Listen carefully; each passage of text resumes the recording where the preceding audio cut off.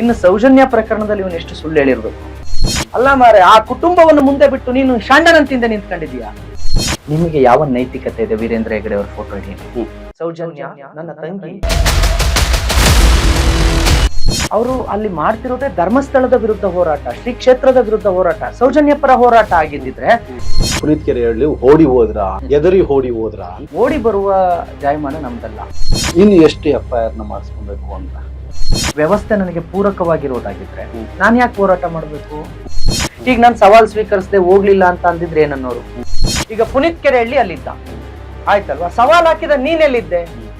ನನಗ್ ಬೇಕಾಗಿರೋದು ನೀನ್ ಸವಾಲ್ ಹಾಕಿದ್ದೆ, ಬಂದ್ರೆ ಹೊಡಿತೀನಿ, ಮೆಟ್ಟಲ್ ಹೊಡಿತೀನಿ ಅಂತ. ಕನಿಷ್ಠ ನಿನ್ ಮುಖನಾದ್ರೂ ತೋರ್ಸು.